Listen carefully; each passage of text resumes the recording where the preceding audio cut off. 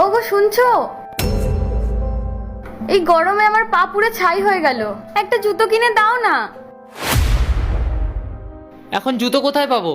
আমারও তো কম কষ্ট হচ্ছে না, একটু বোঝার চেষ্টা করো তো। আমি এইসব অজুহাত শুনতে চাই না, তুমি আমার পায়ের দিকে তাকাও।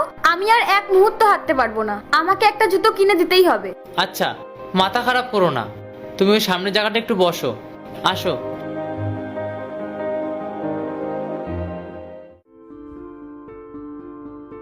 এই ব্যাগটা সাবধানে রাখো, আর নড়বে না একদম, আমি দেখছি কি করা যায়। কিন্তু তুমি কোথায় যাচ্ছো? আমাকে একা ফেলে যেও না। একটু ধৈর্য ধরো, আমি আসছি।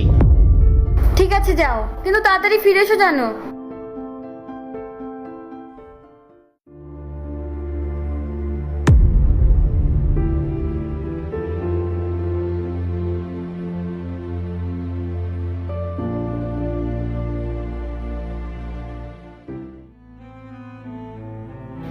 এই যে, পা দুটো একটু এদিকে বাড়ি দাও তো। এই দিয়ে কি করবে? আর এইসব জঞ্জাল কোথা থেকে নিয়ে এলে? ওসব প্রশ্ন করো না, এখন পা বাড়াও। দেখো, এবার আর রোদের তাপ সরাসরি লাগবে না, বেশ আরামেই হাঁটতে পারবে।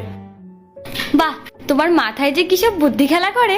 জুতো কেনার ঝামেলাটাও মিটলো, আবার আমার পাও জ্বলবে না। ভাবিনি পায়ের যত্ন এইভাবেও নেওয়া যায়। এবার ওই পাটাও দাও, চটপট বেঁধে দিই। কি করছো তোমরা এটা? আর তোমাদের জুতো কোথায়? আসলে ম্যাডাম, আমাদের ভাগ্যটাই খারাপ। আজই কাজের আশায় গ্রাম থেকে শহরে এসেছি।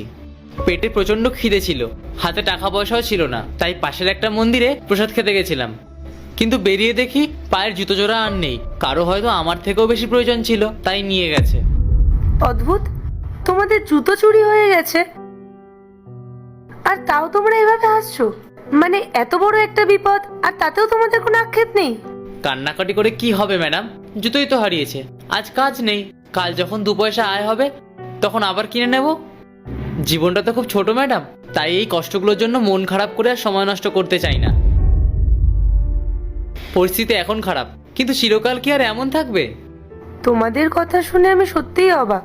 আজকালকার দিনে মানুষের কাছে অঢেল টাকা থাকলেও তারা শান্তিতে থাকতে পারে না, আর তোমাদের কাছে তো খাবার টাকাটুকুও নেই। তাও তোমাদের চোখে কি অদ্ভুত তৃপ্তি।